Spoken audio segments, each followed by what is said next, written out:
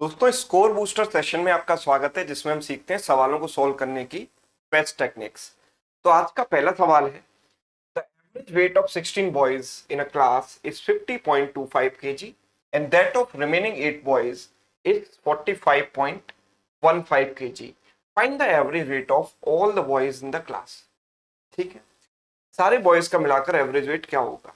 तो एक बच्चा जिसको कोई आइडिया नहीं है ये चीजें कैसे की जाती हैं, है ना, क्वांट में अप्रोच क्या होती है और मैथ्स में अप्रोच कैसे उससे डिफरेंट होती है, तो वो इस क्वेश्चन को एग्जाम में इस तरीके से करेगा। सर 16 बॉयज हैं, उनका एवरेज है 50.25। सर मैं मल्टीप्लाई कर दूंगा तो इनका टोटल आ जाएगा। बिल्कुल भाई आ जाएगा। सर 8 बॉयज हैं, उनका एवरेज है 45.15, मल्टीप्लाई कर दूंगा तो इनका टोटल आ जाएगा। बिल्कुल आ जाएगा, है ना। अच्छा फिर सब में सर दोनों को ऐड कर दूंगा तो पूरी क्लास का टोटल वेट हमें मिल जाएगा। भाई बिल्कुल मिल जाएगा, है ना। और इसको ऐड करने के बाद जो भी ये टोटल आता है, इस टोटल को मैं टोटल नंबर ऑफ स्टूडेंट से डिवाइड कर दूंगा। तो टोटल नंबर ऑफ स्टूडेंट कितने हैं? 16 + 8 यानी 24। तो ये मेरे पास एवरेज आ जाएगा। बिल्कुल आ जाएगा, कोई प्रॉब्लम नहीं है। मेथड इज करेक्ट बट इसमें कैलकुलेशन बहुत ज्यादा है जिसमें आपको बहुत समय लगेगा, है ना।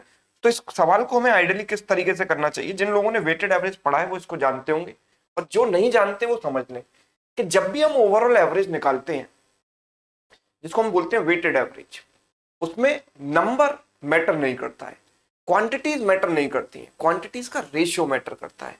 तो जैसे कि यहाँ पर क्लास में 16 बॉयज है और दूसरी क्लास में 8 बॉयज है, या उसी क्लास में 8 और बॉयज है। इन 16 का वेट है 50.25 एंड इन 8 का वेट है 45.15। ठीक है, तो सबसे पहली चीज तो मैं इनको 16 और 8 ना लेकर 2 और 1 ले सकता हूं, है ना।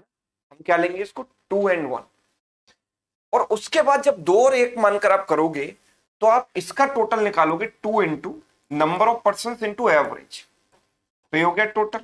और इन वाले बॉयज का टोटल है 1 इंटू 45.15 यानी n1 into a1 plus n2 into a2 divide by total number of students 2 + 1 3। ऐसे आप कर सकते हो, राइट। और इससे भी बेटर आप क्या कर सकते हो, आप यहां पर लगा सकते हो डेविएशन का कॉन्सेप्ट। तो डेविएशन का कॉन्सेप्ट ये कहता है कि हमारा जो ओवरऑल एवरेज आएगा वो मिनिमम और मैक्सिमम के बीच ही होगा, यानी छोटे वाले से बड़ा होगा और बड़े वाले से छोटा होगा। तो छोटा वाला कौन सा है? 45.15। तो आंसर तो इससे बड़ा ही आने वाला है। तो मेरा आंसर जो भी आएगा वो 45.15 प्लस समथिंग होगा।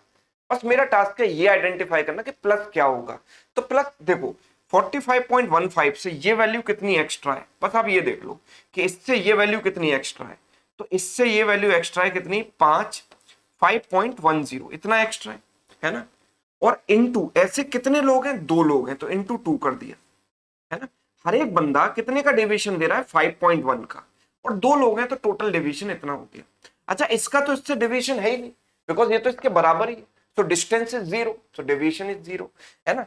डिवाइडेड बाई n1 + n2 ये कर देंगे 2 + 1 3, राइट। तो ये होगा क्या? 17 इंटू 3 51 1.7, 1.7 इंटू 2 इज 3.4। तो इन दोनों को जब मैं जोड़ूंगा तो कितना आएगा? 48.55। सो आंसर आ जाएगा 48.55 यानी कि ऑप्शन ए। क्लियर। तो पहली चीज यहां पर हमने दो हमारे यहां से लर्निंग्स थी। पहली कि एक्चुअल नंबर मैटर नहीं कर रहा, है ना, उसका हमको क्या लेना है? रेशियो लेना है। तो 16 और 8 की जगह में 2 और 1 लेना है। उसके बाद हमें वेटेड एवरेज लगाना है और उसमें भी अगर हम समय बचाना चाहते हैं तो उसमें डेविएशन वाली अप्रोच हम लगा सकते हैं, राइट। अगर आप ये डेविएशन वाली अप्रोच और डिटेल में सीखना चाहते हो और इस पर बहुत सारे सवाल करना चाहते हो तो आप YouTube पर टाइप कर सकते हो डेविएशन मेथड, है ना, या हाँ deviation method by Sumit sir, deviation method in weighted average by Sumit sir, तो आपको मिल जाएगा, है ना, पूरा वीडियो। अच्छा आज का जो दूसरा सवाल है वो कुछ इस तरीके से, Sumit buys goods worth rupees 6650 and he gets a rebate of 6% on it। ठीक है, 6% का रिबेट उसे मिल गया। After getting rebate he pays a sales tax at the rate of 10%। 10% उसने सेल्स टैक्स दिया। Find the amount he will have to pay for goods कितना उसे गुड्स के लिए पे करना पड़ेगा। तो हम इसे सॉल्व करने लग जाएंगे, है ना। सॉल्व करेंगे डेफिनेटली हम आंसर तो निकाल ही सकते हैं, है ना। कैलकुलेशन वगैरह थोड़ी बहुत करनी पड़ेगी, लेकिन कई बार इस टाइप के सवाल जस्ट ऑब्जर्वेशन से आप सॉल्व कर सकते हो, डिविजिबिलिटी कॉन्सेप्ट अगर आपको पता है तो।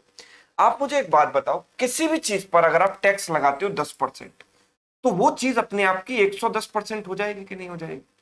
यस। अगर किसी भी चीज पर आप 10% टैक्स अप्लाई कर रहे हो, यानी उसकी वैल्यू में 10% आप ऐड कर दे रहे हो, तो 100% तो वो पहले ही थी, 10% और बढ़ गई, तो अपने आप की 110% हो गई। तो 110% कितना हो गया? 110/100। मतलब जो भी मेरा आंसर आएगा, it has to be a multiple of 11। वो नंबर 11 का मल्टीपल होना चाहिए। तो मैं ऑप्शन से चेक कर ले रहा हूं, भाई ये दोनों तो 11 के मल्टीपल है ही नहीं, तो ये तो स्ट्रेट फॉरवर्ड हमने एलिमिनेट कर दिए। इसको देखा, 6 और 4 10, 6 और 5 11। 11 का मल्टीपल कैसे चेक करते हैं? Odd places minus even places, they are not equal, so this is eliminated. What about this, है ना। तो आप देखो 0 + 9 + 9 18, एंड 9 + 6 15 + 2 17, तो ये भी 11 का मल्टीपल नहीं है। So I am left with only one choice, it has to be a multiple of 11। आप चेक कीजिए, 0 + 6 + 8 कितना हो गया? 14, एंड 6 + 6, सॉरी 6 + 7 13 + 1 14। ठीक है, तो 14 is equal to 14, even places equal to odd places, मतलब यही 11 का मल्टीपल है, यही मेरा आंसर है। बाई चांस अगर इससे दो ऑप्शन मैच कर जाते हैं, एग्जामिनर ने बहुत ज्यादा दिमाग लगा दिया और ऐसे ऑप्शन दे दिए जो बहुत सारे ऑप्शन 11 के मल्टीपल है, तब आप इसको सॉल्व कर सकते हो, अदरवाइज सॉल्व क्यों करना, है ना। डायरेक्ट आप ऐसे आंसर लगा सकते हो, राइट। यस, आगे बढ़ते हैं। नेक्स्ट क्वेश्चन है ये, in the first 10 overs a cricket game, the run rate was 3.2. What should be the run rate in the remaining 40 overs to reach the target of 280 runs? है ना। इस सवाल को आप कैसे करोगे, देखो 10 ओवर में रन रेट था 3.2, फर्स्ट 10 ओवर्स में 3.2 का रन रेट था, राइट, है ना। What should be the run rate in the remaining 40 overs, तो अगले 40 ओवर इसमें रन रेट क्या होना चाहिए, है ना, ताकि ओवरऑल हमारा रन रेट, अच्छा ओवरऑल टारगेट हमारा 280 रन का है, तो रन रेट क्या होगा? तो run rate is equal to total runs divided by total number of overs. तो टोटल ओवर्स कितने हुए? 10 ओवर तो ये हो गए और 40 ओवर ये हो गए, तो टोटल 50 ओवर। अगर 50 ओवर में आप 280 रन बनाते हो, तो रन रेट क्या होता है? हर एक ओवर में बनाए गए एवरेज रन, है ना। तो total run divided by total overs, so it is what 5.6, right. So overall मुझे क्या चाहिए? 5.6 का एवरेज चाहिए। ये आप समझ पा रहे हैं? पहली बात तो ये कि क्वांटिटी मैटर नहीं करती, क्वांटिटी का रेशियो मैटर करता है। तो क्वांटिटी का रेशियो हम निकाल लेते हैं 1:4। तो मैंने मान लिया कि 10 ओवर और 40 ओवर की जगह ये 1 ओवर है, वो 4 ओवर, है ना। यहाँ पर रन रेट है x। अब पहला तरीका तो ये है कि मैं यहाँ पर एलिगेशन लगा दूं, this minus this upon this minus this बराबर 1/4, और उससे x की वैल्यू निकाल लूं। और उससे भी आसान मैं आपको बता देता हूं, उससे भी आसान क्या है, आप ये देखो। हम ये देख रहे हैं कि यहाँ पर 1 ओवर है और इसका एवरेज से डेविएशन कितना है, तो ये एवरेज से कितना कम है? 2.4 कम है, राइट, 2.4। अब नेट डेविएशन तो हमेशा ही हमें क्या चाहिए होता है? 0 चाहिए होता है।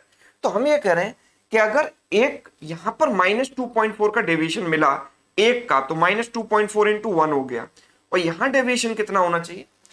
+2.4, राइट। तभी तो नेट डेविएशन 0 बनेगा भाई, जितना नेगेटिव उतना ही पॉजिटिव होना चाहिए। तो अगर ये -2.4, अगर ये 2.4 कम है तो इससे 2.4 ज्यादा होना चाहिए। लेकिन ये कितने ओवर का डेविएशन है? 4 ओवर का। तो प्रत्येक ओवर का डेविएशन कितना होगा? 2.4 डिवाइड बाई 4, यानी हर एक ओवर का डेविएशन होगा 0.6। यानी प्रत्येक ओवर के जो रन होंगे वो इससे 0.6 ज्यादा होंगे। इसमें आप 0.6 ऐड करेंगे तो आंसर आ जाएगा 6.2, या 6.2, यानी कि ऑप्शन। आप घटाकर देख लो, देखो इसमें से इसको घटाओगे कितना आ रहा है? 6 आ रहा है, 0.6, और इसमें से इसको घटाओगे कितना आ रहा है? 24 आ रहा है। ये रेशो वही तो आ रहा है, 1:4। यस, ये जो 1:4 आ रहा था वही तो है। तो ये होती है डेविएशन वाली अप्रोच, ठीक है। तो ये 3 सवाल आज के स्कोर बूस्टर सेशन में मैंने कराए। ये स्कोर बूस्टर सेशन का वीडियो रोज शाम को 8 बजे अपलोड हुआ करेगा, और रोज हम कुछ ना कुछ नया सीखा करेंगे। ये नई नई टेक्निक्स केवल वेटेड एवरेज एलिगेशन में ही नहीं है, हर चैप्टर में, छोटे से लेकर बड़े से बड़े चैप्टर में ये सारी टेक्निक्स इस्तेमाल होती हैं, और इन्हीं टेक्निक्स से आप अपना स्कोर एग्जाम में बूस्ट कर सकते हैं। ठीक है, तो चलिए, ये सेशन आपको कैसा लगा कमेंट करके जरूर बताइएगा। Thank you so much.